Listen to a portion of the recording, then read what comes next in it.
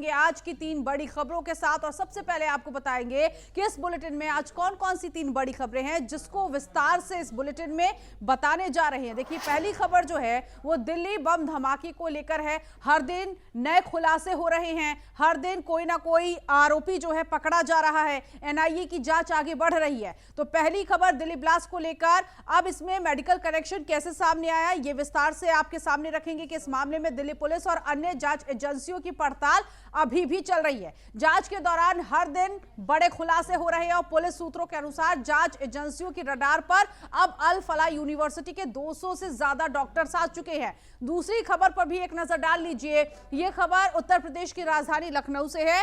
यहां मुख्यमंत्री योगी आदित्यनाथ ने 26वें इंटरनेशनल चीफ जस्टिस सम्मेलन का उद्घाटन किया। इस सम्मेलन में 52 देशों के मुख्य न्यायाधीश हिस्सा लेते हुए दिखाई दिए, उनको सम्मान किया गया। और इस मौके पर योगी आदित्यनाथ ने कहा कि वर्तमान समय में साइबर सुरक्षा और जलवायु परिवर्तन एक बड़ी चुनौती है। अब तीसरी खबर भी आपको बताते हैं कि आखिर ये खबर क्या है, इसके अंदर की बात आपको इस बुलेटिन में आखिर में बताएंगे। ये खबर दरअसल यूपी के गाजियाबाद और कानपुर से है, जहां एंटी करप्शन टीम ने गाजियाबाद और कानपुर में कार्रवाई करते हुए रिश्वतखोर अफसरों पर शिकंजा कसा है, क्योंकि रिश्वत लेते हुए ये अफसर दिखाई दिए हैं और इनका वीडियो भी सामने आ चुका है। क्या कार्रवाई की जा रही है, इन सभी खबरों को विस्तार से बताएंगे इस आधे घंटे के बुलेटिन में।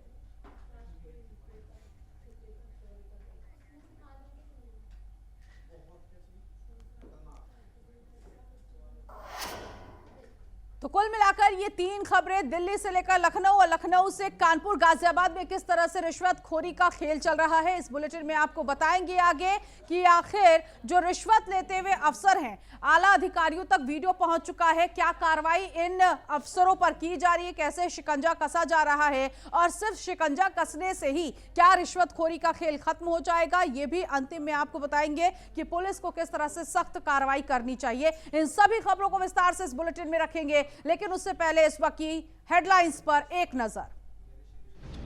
This program is sponsored by Multani Koka cough syrup, सर्दी और खांसी से दे तुरंत आराम।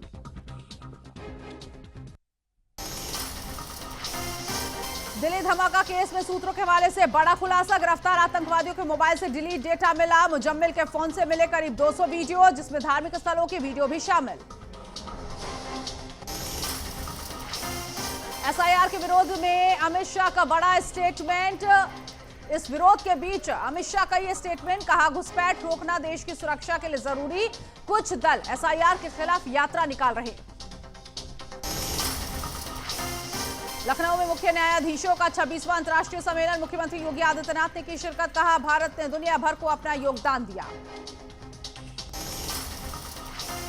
रुड़की में जीवन दीप न्यास कार्यक्रम आयोजित, मुख्यमंत्री पुष्कर सिंह धामी ने की शिरकत। सीएम धामी ने सामाजिक सेवाओं की सराहना की, कहा जनसेवा को सरकार देगी बढ़ावा।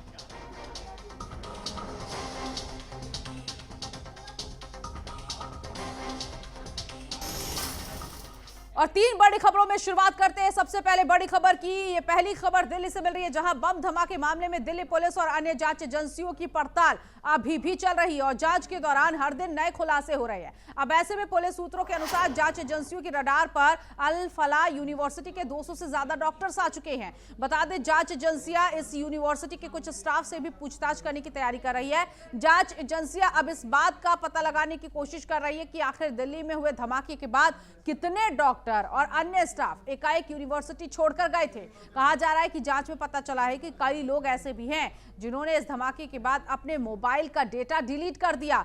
अब जांच एजेंसियां इन लोगों के लैपटॉप और फोन की जांच कर इस बात का पता लगाने की कोशिश कर रही हैं कि आखिर इनमें कौन से ऐसे डेटा थे जिन्हें धमाके के ठीक बाद डिलीट किया गया। वहीं एनआईए ने फरीदाबाद के धौज गांव में बड़ी कार्रवाई की है। एजेंसियों ने आज शब्बीर नाम के युवक के घर पर छापेमारी की और वहां से एक ग्राइंडर जब्त किया है, जिससे पूछताछ भी की जा रही है इस पूरे मसले पर। इस मामले में अल फलाह मेडिकल कॉलेज से जुड़े 2 डॉक्टर से भी पूछताछ की जा रही है। इनमें डॉक्टर जुनैद यूसुफ और डॉक्टर नासिर राशिद के नाम शामिल हैं, जिनसे लगातार पूछताछ चल रही है।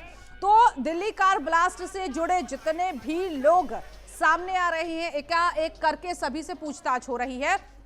और अब अल फलाह यूनिवर्सिटी के डॉक्टर्स भी एनआईए के रडार पर आ चुके हैं। 200 से ज्यादा डॉक्टर्स, स्टूडेंट्स हैं जो इस यूनिवर्सिटी में रहते हैं और अब तक जो जानकारी मिल पाई है इस पूछताछ में कि ठीक कार ब्लास्ट के बाद मोबाइल फोन से कई चीजें डिलीट की गई हैं, कई वीडियोस हटा दिए गए। आखिर वो वीडियोस कैसे थे? क्या इस कार ब्लास्ट से जुड़े हुए वीडियोस थे? और क्या बड़ी संख्या में ये डॉक्टर्स भी इन सब के पीछे शामिल हैं? ये सवाल उठ रहा है। फिलहाल एनआईए की तरफ से लगातार जांच पड़ताल की जा रही है और कोशिश पूरी ये की जा रही कि आखिर उस जड़ तक पहुंचा जाए जहां से ये छोटे छोटे पौधे उग रहे हैं।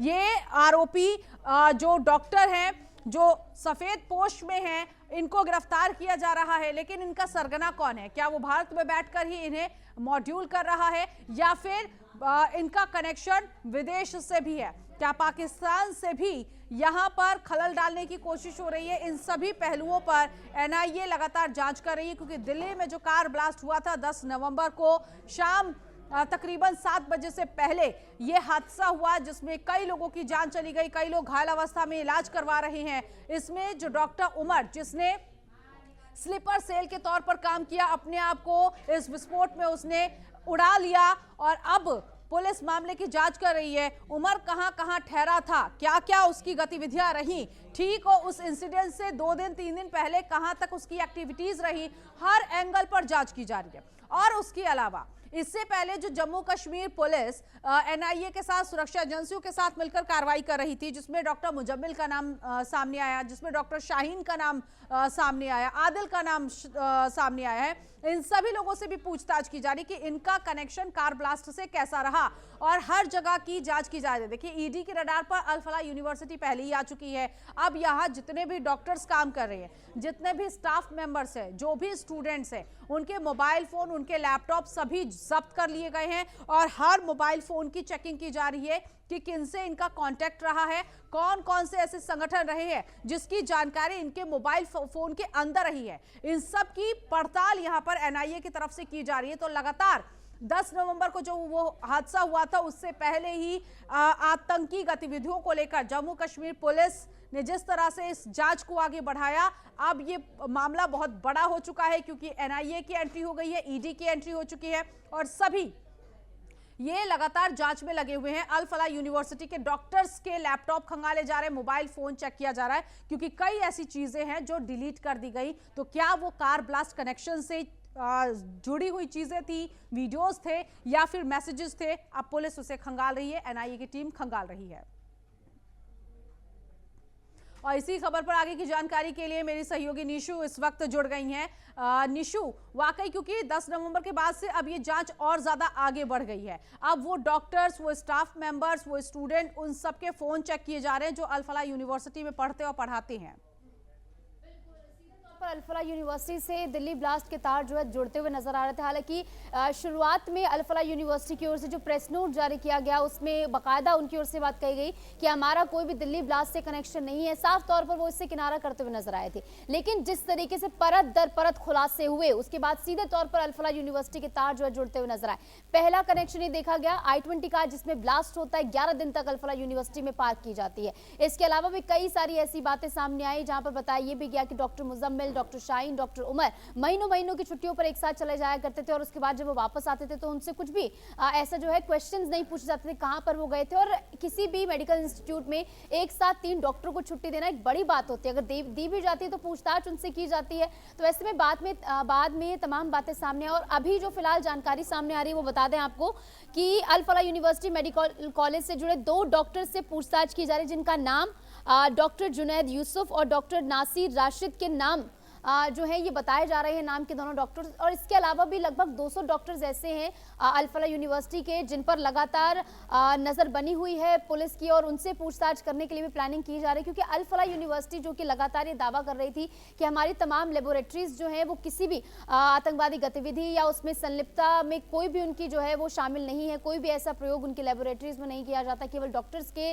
टेस्ट के लिए वो इस्तेमाल होती है। लेकिन जिस तरीके से धीरे धीरे खुलासे हुए हैं, सीधे तौर पर अल फलाह यूनिवर्सिटी को लेकर मनी लॉन्ड्रिंग का भी मामला सामने आया, जहां पर बताया गया लगभग 400 करोड़ रुपए इनकी ओर से लिए गए हैं। और ऐसे में लगातार अल फलाह यूनिवर्सिटी पर एक के बाद एक जो आरोप लग रहे थे वो कहीं ना कहीं सच भी साबित होते हुए यहाँ पर नजर आ रहे हैं। संदिग्ध तो पहले ये यूनिवर्सिटी थी, लेकिन अब इस यूनिवर्सिटी से जो रोज खुलासे हो रहे हैं वो वाकई चौंकाने वाले, और इस बात की ओर ये इशारा भी कर चुके हैं कि दिल्ली कार ब्लास्ट ही नहीं, इससे पहले भी यहाँ जो डॉक्टर्स थे वो कहीं ना कहीं उन स्लीपर सेल के कांटेक्ट में थे जो कि आतंकी मॉड्यूल को तैयार कर रहे थे, क्योंकि इसका जो संस्थापक है वो भी अब एनआईए के रडार पर आ चुका है, उसे हिरासत में ले लिया गया है।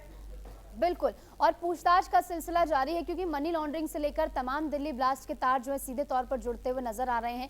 ऐसे में एक के बाद एक जो पूछताछ सामने आ रही है। हालांकि देखिए, जैसे कि आपने पहले जिक्र किया था कि जो तमाम साक्ष्य यहाँ से बरामद किए गए हैं, फोन्स जो इनके पास से मिले हैं, जो फोन्स इनके पास से लिए गए हैं, तमाम डॉक्टर्स जो हैं उनसे जो फोन्स लिए गए उसमें डिलीटेड डेटा को रिस्टोर करने की कोशिश की जा रही है। बताया ये भी जा रहा है कि जो डॉक्टर्स के फोन मिले हैं उनमें कई सारे धार्मिक स्थलों के वीडियोस भी थे। 200 से ज्यादा वीडियोस उनके डिलीटेड डेटा में से जो है रिस्टोर किए गए, यानी साफ तौर पर कहा जाए, संदिग्ध के तौर पर कहा जाए तो कई सारे धार्मिक स्थलों को भी निशाना बनाने की कोशिश कर रहे थे। जिस तरीके से पहले भी ये बात हमने बार बार दर्शकों को बताई है कि फरीदाबाद मॉड्यूल एक्सपोज होने के बाद जो ये पूरा इनका संगठन था, पूरा जो इनका प्लान था, इसकी जड़ें हिल गई कि किस तरीके से फरीदाबाद मॉड्यूल एक्सपोज हो जाता है, उसके बाद हड़बड़ाहट में ये जाकर जो है चांदनी चौक में ब्लास्ट कर देते, क्योंकि इनकी तैयारी जो है बहुत ज्यादा बड़ी थी। अभी हाल ही में जम्मू कश्मीर में भी आपको बता दूं नीतू की वहां पर भी एक डॉक्टर के लॉकर से AK-47 और ग्रेनेड मिला है। यानी आप समझिए डॉक्टरों पे किस तरीके से निशानदेही अब और ज्यादा बढ़ रही है। जम्मू कश्मीर में भी लगातार तमाम लॉकर्स की चेकिंग की जा रही है। जो डॉक्टर्स वहां पर मौजूद हैं सभी के लॉकर्स को चेक किया जा रहा है कि कुछ और संदिग्ध वस्तु जो है वहां पर ना मिलने पाए। ऐसे में डॉक्टर्स को लेकर जिस तरीके से अब एक अलग सा माहौल बनता हुआ नजर आ रहा है, ऐसे में पुलिस भी लगातार पूछताछ कर रही है। जम्मू कश्मीर की बात हो, क्योंकि वहां से भी सीधे तार जुड़ते हुए नजर आए। उसके अलावा उत्तर प्रदेश में भी लगातार जांच पड़ताल का सिलसिला जारी, क्योंकि डॉक्टर शाहीन वहां से आती है, तो डॉक्टर शाहीन के भी जो रिश्तेदार हैं, आसपास के करीबी हैं, उनसे भी पूछताछ की जा रही है। और ऐसे में आने वाले समय में क्या कुछ बड़े खुलासे होंगे ये देखना बेहद महत्वपूर्ण होगा। नीतू, लेकिन कहीं ना कहीं ये अभी तक की जो जांच पड़ताल की गई है, अल फलाह यूनिवर्सिटी जो है वो सबसे पहले रडार पर है, क्योंकि इसी यूनिवर्सिटी से बहुत सारी चीजें मिल रही है। इसी यूनिवर्सिटी में डॉक्टर उमर का मूवमेंट देखा गया था कि कैसे ब्लास्ट से एक दिन पहले वो यहाँ पर आता है, रात में भी आता है, पार्किंग में उसकी I-20 कार देखी गई। तो ये यूनिवर्सिटी इस वक्त एनआईए के रडार पर आ चुकी है, और यहां से एनआईए की टीम मान रही है कि कुछ ना कुछ बड़ा खुलासा तो आने वाले वक्त में होगा। अभी देखिए काफी ज्यादा संख्या में, जैसे हम अमोनियम नाइट्रेट विस्फोटक की बात कर रहे थे, उसकी भी बोरियां मिल चुकी हैं। बिल्कुल, और लगातार अल फलाह यूनिवर्सिटी पर जो है और ज़्यादा शक जो है बढ़ता हुआ जा रहा है, क्योंकि कहीं ना कहीं शक जो है सच में भी तब्दील हुआ है। और अभी प्लानिंग ये है कि अल फलाह यूनिवर्सिटी के जो 2 डॉक्टरों को हिरासत में लिया गया, उनसे पूछताछ तो चली रही है, और इसी के साथ साथ 200 और डॉक्टर हैं जिनसे पूछताछ करने का सिलसिला जारी है, या जिनसे पूछताछ करने के लिए प्लानिंग पुलिस की ओर से की जा रही है। इस बीच खबर ये भी है कि अल फलाह यूनिवर्सिटी को लेकर जो है तमाम यूनिवर्सिटियां जो है वो भी उससे किनारा करती हुई नजर आ रही है। हाल ही में जो AMU यूनिवर्सिटी की ओर से क्रिकेट टूर्नामेंट होने वाला था, अल फलाह यूनिवर्सिटी की ओर से भी टीम वहां पर भेजी गई थी, तमाम अलग अलग यूनिवर्सिटी से भी टीम वहां पर पहुंची थी। ऐसे में अल फलाह यूनिवर्सिटी को जो है बाहर कर दिया गया वहां से। हालांकि तकनीकी कारण इसके पीछे बताए गए, लेकिन ये बात किसी से छुपी नहीं है कि लगातार जिस तरीके से दिल्ली ब्लास्ट मामले में अल फलाह यूनिवर्सिटी घिर रही है, कहीं ना कहीं यही मुख्य वजह हो सकती है। इसकी वजह से ही जो है उसे टूर्नामेंट से बाहर किया गया। तो कहीं ना कहीं अल फलाह यूनिवर्सिटी ने जो इतने सालों से कहें कि पर्दे के पीछे जो काम किया, अब धीरे धीरे वो उजागर होने लगे हैं। ऐसे में ये भी बात लाजमी है कि पूछताछ जब तमाम डॉक्टर्स से होगी जो वहां पर मौजूद है, हालांकि धीरे धीरे जांच पड़ताल का सिलसिला आगे बढ़ रहा है, तो ऐसे में जिस तरीके धीरे धीरे पूछताछ आगे बढ़ेगी तो कई और बड़े खुलासे हो सकते हैं। क्योंकि अभी जो मोबाइल फोन्स बरामद किए गए हैं, जो डिजिटल डेटा मिला है, उसको ढंग से डिकोड करना बाकी है। अभी फिलहाल शुरुआती जानकारी यही थी कि वहां उनके जो फोन्स हैं उनमें से डिलीटेड डाटा थोड़ा बहुत रिस्टोर हुआ है, जिसमें से कई सारी फुटेजेस जो है धार्मिक स्थलों की मिली, यानी सीधे तौर पर धार्मिक स्थल को टारगेट करने की कोशिश भी कर रहे थे। नीतू, ठीक है, बहुत शुक्रिया निशु इस जानकारी के लिए। तो कुल मिलाकर देखिए एनआईए की जांच आगे बढ़ती हुई दिखाई दे रही है। अल फलाह यूनिवर्सिटी के जो डॉक्टर्स हैं अब उनके मोबाइल फोन चेक किए जा रहे हैं, लैपटॉप भी जब्त कर लिया गया और स्टाफ मेंबर से भी अब पूछताछ की जाएगी। उत्तर प्रदेश के मुख्यमंत्री योगी आदित्यनाथ ने सिटी मॉन्टेसरी स्कूल की कानपुर रोड की शाखा में 26वें इंटरनेशनल चीफ जस्टिस सम्मेलन का उद्घाटन किया। सम्मेलन का समापन आज शाम को रक्षा मंत्री और लखनऊ के सांसद राजनाथ सिंह करेंगे। इस सम्मेलन में 52 देशों के मुख्य न्यायाधीश हिस्सा लेते हुए दिखाई दिए।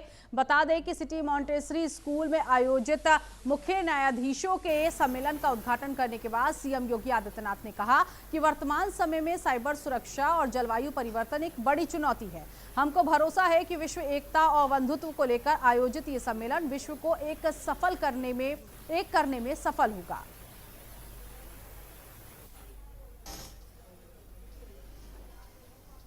तो अंतर्राष्ट्रीय सम्मेलन का उद्घाटन सीएम योगी आदित्यनाथ ने 26वें इंटरनेशनल चीफ जस्टिस सम्मेलन का उद्घाटन किया। 52 देशों के मुख्य न्यायाधीश इस सम्मेलन में पहुंचे थे।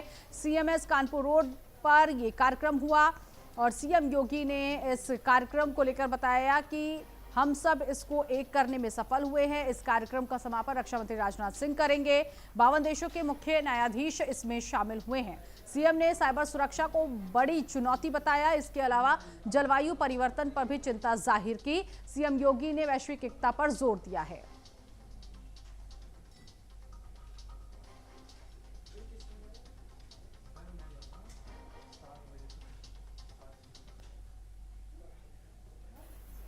टेक्नोलॉजी जीवन को सहज और सरल करने में जहां उपयोगी भूमिका का निर्वहन कर रहे हैं, वहीं इसके द्वारा उत्पन्न वे अभूतपूर्व कानूनी चुनौतियां भी हम सब के सामने खड़ी हुई हैं, जिनके माध्यम से साइबर क्राइम, डेटा चोरी के और अन्य तमाम प्रकार की एक नई समस्या दुनिया के सामने खड़ी हुई है। ऐसे अस्थिर समय में न्याय, नैतिकता और अंतर्राष्ट्रीय कानून विश्व शांति और मानव सभ्यता के लिए एक बड़ी लकीर खींचने में महत्वपूर्ण भूमिका का निर्वहन कर सकती हैं। हम सबको यूएन के द्वारा 80 वर्ष पहले जिन बातों को उन्होंने घोषणा की थी, उस पर एक बार फिर से विचार करना चाहिए। जो उन्होंने उस समय की दुनिया के बारे में कहा था कि दुनिया को अब एक अधिक न्यायपूर्ण, समावेशी और जवाबदेह वैश्विक प्रणाली की आवश्यकता है। और 80 वर्ष पूर्व किए गई इस घोषणा की सार्थकता आज भी उसी रूप में बनी हुई है। और आगे बढ़ेंगे। यूपी पुलिस का भ्रष्टाचार के खिलाफ अभियान लगातार जारी है। एंटी करप्शन टीम ने गाजियाबाद और कानपुर में कार्रवाई करते हुए रिश्वतखोरों के खिलाफ कार्रवाई की है। गाजियाबाद में पुलिस विवेचना सेल में तैनात इंस्पेक्टर रमेश सिंह सिंधु को 4 लाख रुपए की रिश्वत लेते हुए रंगे हाथों गिरफ्तार किया गया। आरोप है कि गिरफ्तार आरोपी ने पकड़ी गई 3 करोड़ 50 लाख की प्रतिबंधित कफ सिरप खेप के मामले में जांच को प्रभावित करने के लिए रिश्वत की मांग की थी। और दूसरी खबर भी आपको बता देते हैं। ये खबर कानपुर से है, जहां कानपुर के विकास भवन कार्यालय में जिला पिछड़ा वर्ग कल्याण अधिकारी 20,000 रुपए की रिश्वत लेते हुए कैमरे में कैद हो गया। सोशल मीडिया पर उसका वीडियो भी वायरल हुआ है। वीडियो वायरल होने से प्रशासनिक स्तर पर हड़कंप मच गया और विभाग की साख भी सवालों के घेरे में आ गई। इस मामले को लेकर आरोपी अधिकारी के खिलाफ जांच के आदेश दिए जा चुके हैं। तो 2 मामले गाजियाबाद और कानपुर से ये मामला सामने आया है, जहां एक तरफ आरोपी इंस्पेक्टर को गिरफ्तार किया गया है, जिसने प्रतिबंधित कफ सिरप को खपाने के मामले में रिश्वत ली थी, और वहीं दूसरी तरफ विकास भवन में जो अधिकारी है कानपुर का, वो रिश्वत लेते हुए पकड़ा गया। 20,000 की रिश्वत उसने ली है, उसका वीडियो वायरल हो गया है। और इस पूरे मामले में अब आगे जांच किए जाने की बात आला अधिकारियों की तरफ से की जा रही है। तो उत्तर प्रदेश के 2 अलग अलग जिलों में भ्रष्टाचार का खेल जमकर खेला जा रहा है।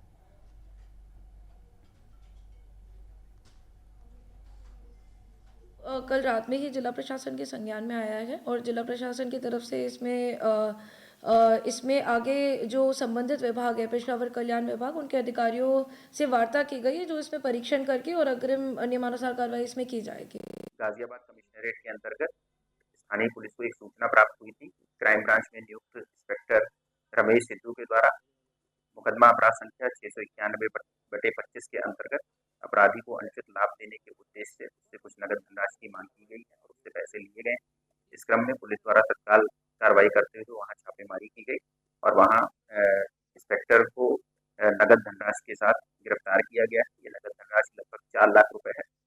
प्रकरण में सिहानी गेट थाना के अंतर्गत भ्रष्टाचार निवारण अधिनियम के अंतर्गत सुसंबद्ध धाराओं में मुकदमा पंजीकृत किया गया है। अग्रिम विधिक कार्रवाई की जा रही है।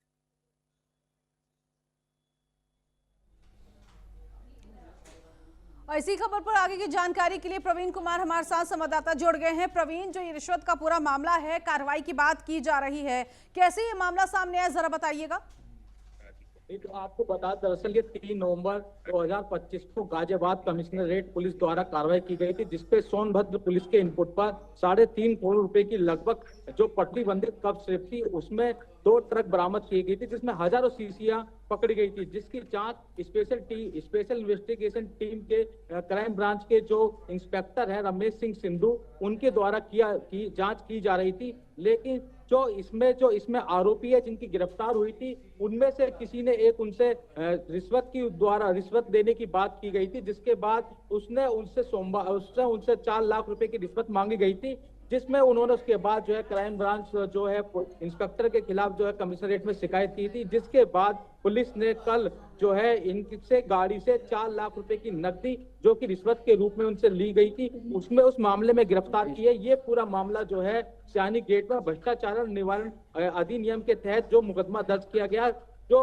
गाजियाबाद सिटी के जो डीसीपी सिटी है धवल जायसवाल, उनका साफ तौर पर कहना है कि जैसे कि मुख्यमंत्री योगी आदित्यनाथ का निर्देश है कि भ्रष्टाचार के खिलाफ जीरो टॉलरेंस की नीति के तहत ये कार्रवाई की जा रही है और इस पूरे मामले में जो है इंस्पेक्टर रमेश सिंह सिंधु को गिरफ्तार किया है। जी ठीक है, तो यहाँ पर फिलहाल ये भ्रष्टाचार का खेल सामने आया है, पुलिस मामले की जांच की बात कह रही है। बहुत शुक्रिया प्रवीण इस जानकारी के लिए। तो उत्तर प्रदेश के 2 जिले गाजियाबाद और कानपुर, जहां रिश्वत का खेल खेला तो जा रहा है, लेकिन पुलिस अब सख्ती से कार्रवाई की बात कह रही है। लखनऊ से बड़ी खबर, जहां यूपी सरकार का किसानों को तोहफा, आधार कार्ड के जरिए खतौनी में बदलाव कर सकेंगे अपना नाम, और राजस्व परिषद इस सुविधा को जल्द शुरू करने जा रहा है। 3 करोड़ किसानों को इसका फायदा होगा।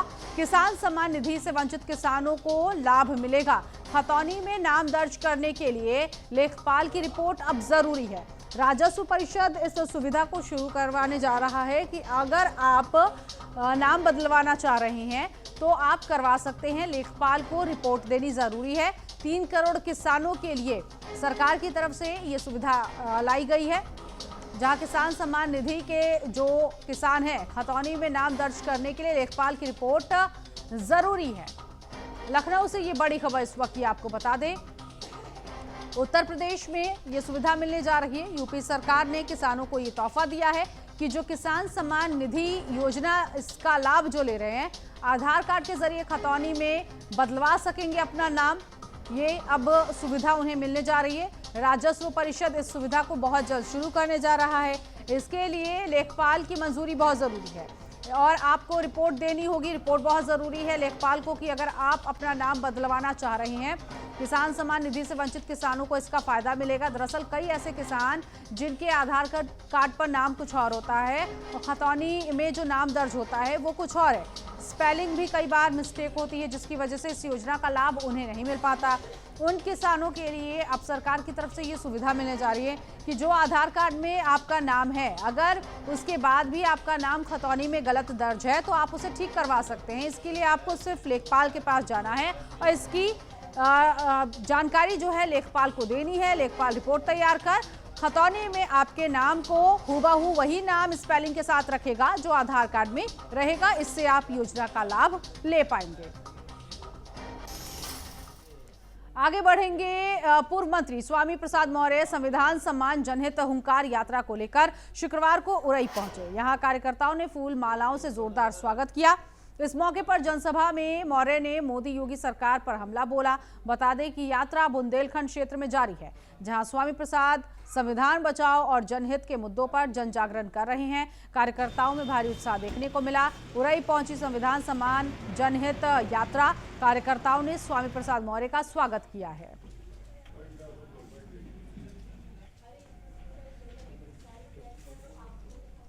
आज संविधान सम्मान जनहित हुंकार यात्रा जो सामाजिक परिवर्तन के महानायक मानवर काशीराम जी के जन्मदिन 15 मार्च 2025 से प्रारंभ की गई थी। 7वें चरण में 8 दिवसीय बुंदेलखंड की यात्रा का अंतिम दिन है। आज की जालौन की यात्रा पूरी होने पर उत्तर प्रदेश के अब तक 52 जिले हमारी इस यात्रा से आच्छादित हो चुके हैं। और सोनभद्र के संवेदनशील इलाकों में डायल 112 सेवा को तेज और प्रभावी बनाने के लिए 16 नए वाहनों को हरी झंडी दिखाकर रवाना किया गया। इन वाहनों में अत्याधुनिक संचार उपकरण, GPS tracking, first response kit और अन्य सुरक्षा संसाधन लगाए गए। दुर्घटना, विवाद, महिला सुरक्षा और अपराध नियंत्रण जैसी आपात स्थितियों में तेज, सुरक्षित और सहायता मिलने की उम्मीद है। पुलिस अधीक्षक अभिषेक वर्मा ने कहा कि इन आधुनिक संसाधनों का उचित उपयोग कर जिले में कानून व्यवस्था को मजबूत किया जाएगा। तो पुलिस को 16 नए वाहन दिए गए हैं। अत्याधुनिक संचार उपकरण से ये वाहन लैस होंगे। डायल 112 सेवा को अब रफ्तार मिल रही है। कुल मिलाकर सोनभद्र में पुलिस को ये नए वाहन दिए गए हैं, जिसके जरिए समय पर पुलिस आ सकती है। जो शिकायत कर रहे हैं कि कई बार पुलिस मौके पर नहीं पहुंचती है, उनके साथ हादसा हो जाता है और कई तरह से कार्रवाई भी नहीं हो पाती है। अब ऐसे में पुलिस को ये नए वाहन सौंपने के पीछे का मकसद ये है कि सही समय पर लोगों की मदद की जाए। पुलिस सिक्योरिटी के साथ उस जगह पर पहुंचे जहां से शिकायत आई है। महेश इस वक्त हमारे साथ संवाददाता जुड़ गए हैं इसी खबर पर आगे की जानकारी के लिए। 16 नए जो वाहन है, जो गाड़ियां हैं, वो पुलिस को दी गई है और बताया जा रहा है कि काफी अत्याधुनिक सुविधाओं से लैस है ये गाड़ियां। जी नीतू, आपको बताते चले कि सोनभद्र को एक बड़ी सौगात मिली है। 16 नई स्कॉर्पियो पुलिस अधीक्षक ने आज चुर्क से हरी झंडी दिखाकर रवाना किया गया है। माना यह जा रहा है कि इन नई स्कॉर्पियो से जो भी घटना होती है, घटनाक्रम पर पहुंचने से पहले इमरजेंसी जो रिस्पांस टाइम होता है उसमें कमी आएगी। और इन जितनी भी स्कॉर्पियो है, जो भी ये है, उसमें अत्याधुनिक पूरी तरीके से संचार उपकरण और जीपीएस ट्रैकिंग सिस्टम से लेकर फर्स्ट रिस्पांस किट वगैरह अन्य सुरक्षा संसाधन भी इसमें पूरी तरीके से लैस है। इसमें माना ये जा रहा है कि इन जितनी भी स्कॉर्पियो हैं उनको महत्वपूर्ण जितने भी थाने हैं वहां पर गश्त के लिए और ट्रैकिंग के लिए रखा जाएगा। ठीक है, बहुत शुक्रिया महेश इस जानकारी के लिए। उधर गाजियाबाद में पुलिस की विवेचना सेल में तैनात इंस्पेक्टर रमेश सिंह सिंधु को 4 लाख रुपए की रिश्वत लेते रंगे हाथ गिरफ्तार किया गया। पुलिस कमिश्नर की विशेष टीम ने क्राइम ब्रांच परिसर में ट्रैप लगाकर ये कार्रवाई की। दरअसल हाल ही में पकड़ी गई 3.5 करोड़ की प्रतिबंधित कफ सिरप खेप के मामले में इंस्पेक्टर जांच को प्रभावित करने के लिए रिश्वत मांग रहे थे। शिकायत पर टीम ने तुरंत एक्शन लिया और रकम बरामद की। साथ ही पुलिस मामले की जाँच कर रही है।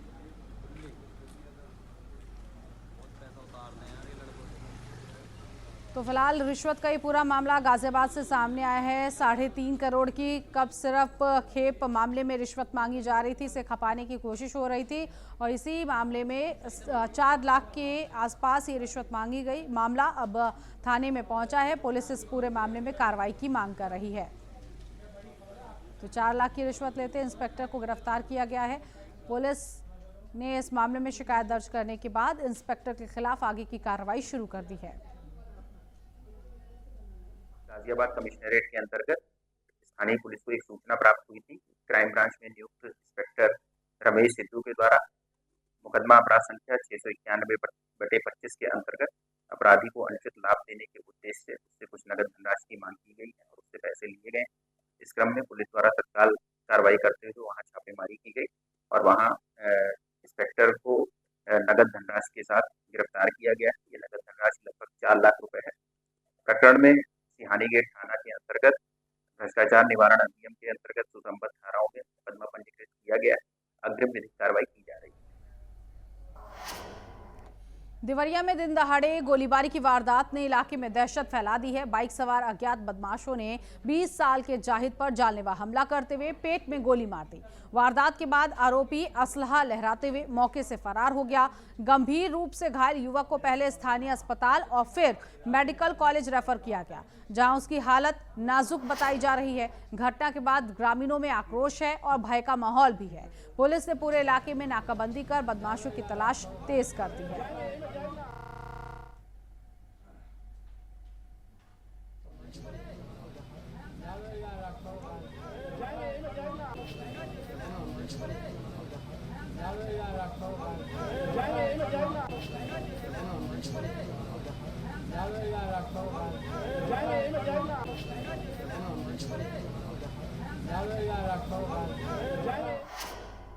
मुरादाबाद में रामपुर दोराहे पर दर्दनाक हादसा हो गया। ट्रैक्टर ट्रॉली का पंचर जोड़ते समय अचानक जैक टूट गया, जिसकी चपेट में आने से पंचर की दुकान चलाने वाले राकेश की मौके पर ही मौत हो गई।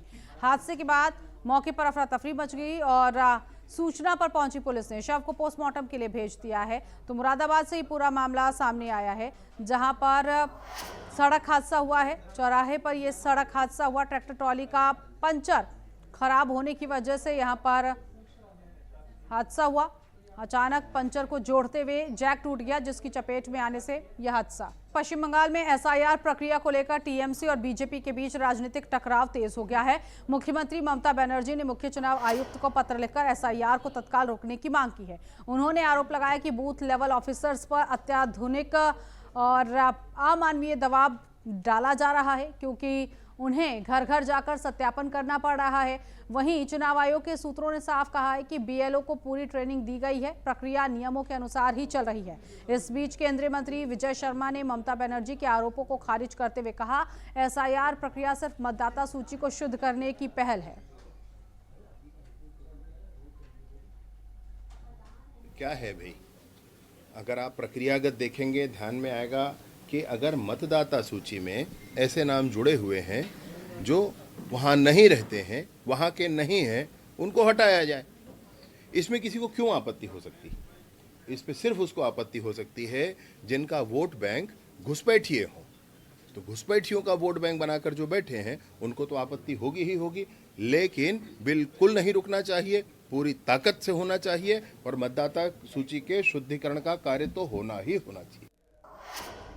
मुरादाबाद में रामपुर दोराहे पर दर्दनाक हादसा हो गया। ट्रैक्टर ट्रॉली का पंचर जोड़ते समय अचानक जैक टूट गया, जिसकी चपेट में आने से पंचर की दुकान चलाने वाले राकेश की मौत हो गई। हादसे के बाद मौके पर अफरा तफरी मच गई है। सूचना पर पुलिस पहुंची। पुलिस ने शव को पोस्टमार्टम के लिए भेज दिया है। आगे की कार्रवाई की जा रही है।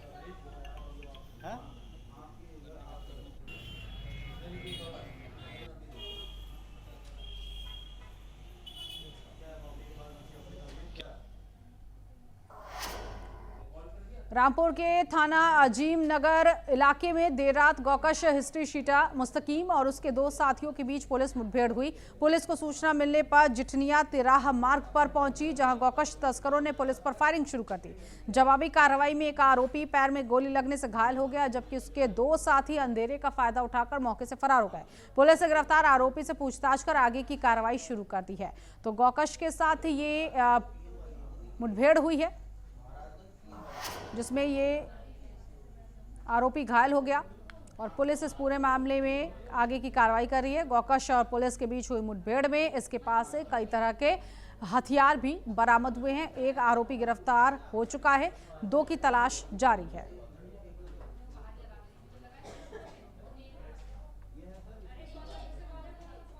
एक सूचना प्राप्त हुई जिसमें हमारी अजीम नगर थाने की टीम चेकिंग कर रही थी। उस दौरान 3 व्यक्तियों ने, संदिग्ध व्यक्तियों ने पुलिस पार्टी पर फायर किया, जिसमें पुलिस ने आत्मरक्षार्थ गोली चलाई।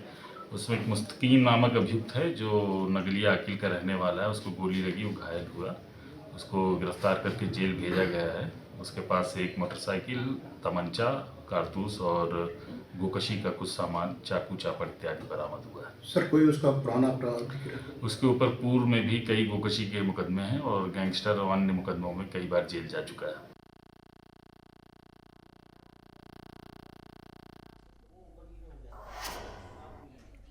घाटशिला उपचुनाव में भारी जीत के बाद सोमेश चंद्र सोरेन ने झारखंड विधानसभा में पद और गोपनीयता की शपथ ली। इस दौरान जेएमएम नेता स्टीफन मरांडी और बड़ी संख्या में समर्थक मौजूद रहे। शपथ के बाद सोमेश ने कल्पना सोरेन सहित पार्टी के सभी नेताओं और विधायकों का धन्यवाद करते हुए कहा कि वो पिता के अधूरे कार्य आगे बढ़ाएंगे।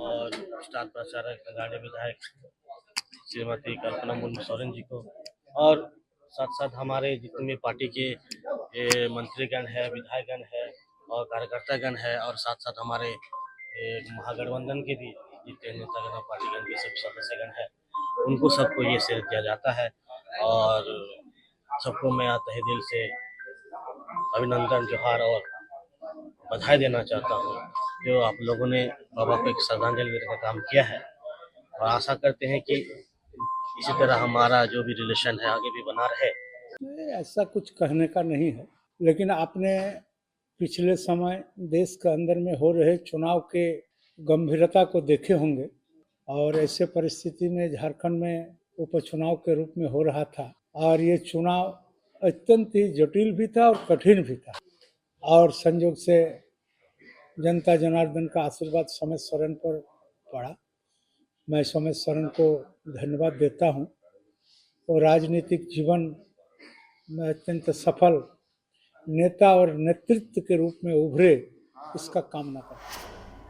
दिल्ली में ब्लास्ट के बाद उत्तर प्रदेश के अयोध्या में 25 नवंबर को होने वाले भव्य धार्मिक आयोजन को देखते हुए सुरक्षा के पुख्ता इंतजाम किए गए। आपको बता दें कि पीएम नरेंद्र मोदी राम मंदिर में धर्म ध्वजारोहण करेंगे और मंदिर परिसर में 7,000 से ज्यादा आमंत्रित अतिथियों को संबोधित करेंगे। पीएम मोदी के दौरे को देखते हुए भारत नेपाल सीमा तक सुरक्षा बढ़ा दी गई है।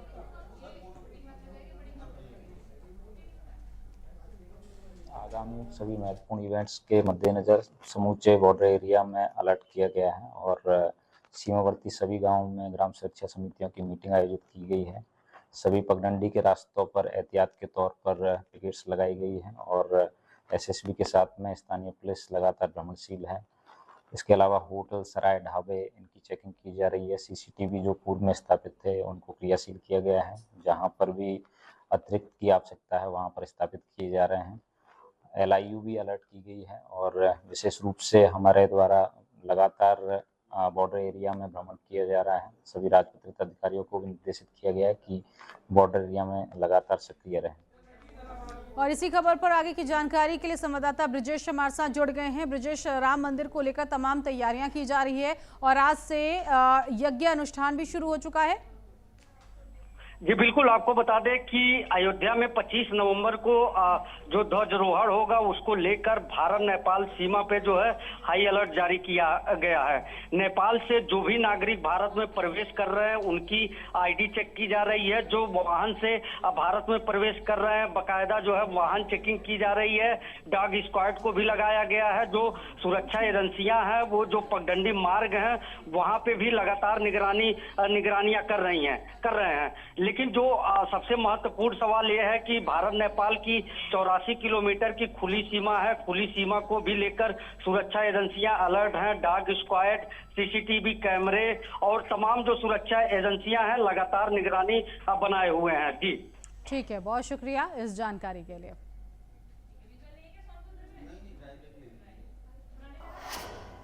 आगे बढ़ेंगे। सोनभद्र हादसे को लेकर बड़ी खबर इस वक्त मिली कि एसआईटी करेगी खदान हादसे की जांच। इस हादसे में हुई थी 7 मजदूरों की मौत और इस हादसे की जांच अब एसआईटी करने वाली है, जिसमें 7 मजदूरों की मौत हो गई थी। खदान हादसा एसआईटी अब इस पूरे मामले को देखेगी कि आखिर ये हादसा कैसे हो गया है। फिलहाल इस पूरे मामले में जो उत्तर प्रदेश सरकार है उसने भी शोक संवेदना व्यक्त की थी परिवारों के प्रति। सोनभद्र में खदान हादसा हुआ था और इस हादसे में जो मजदूर वहां काम कर रहे थे वो इसकी चपेट में आ गए थे। अब यह हादसा कैसे हुआ है एसआईटी इस पूरे मामले को देखेगी।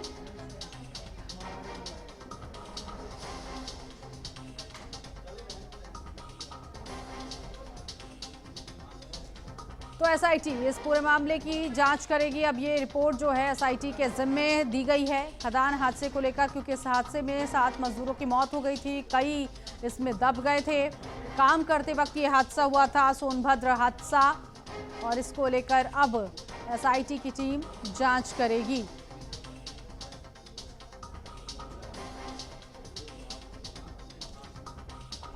बड़ी जानकारी इस वक्त की मिल रही है कि जो सोनभद्र में खदन हादसा हुआ था, इस पूरे मामले की जांच अब एसआईटी करने वाली है।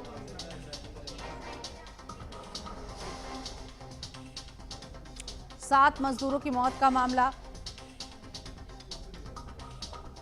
और 2 दिन तक रेस्क्यू चला था। इस पूरे मामले में सरकार ने परिवार के प्रति शोक व्यक्त किया और एसआईटी इस पूरे मामले को देखेगी कि खदान में यह हादसा कैसे हो गया। फिलहाल इस बुलेटिन में अभी के लिए बस इतना ही। बाकी की तमाम खबरों के लिए आप बने रहिए HNN न्यूज के साथ।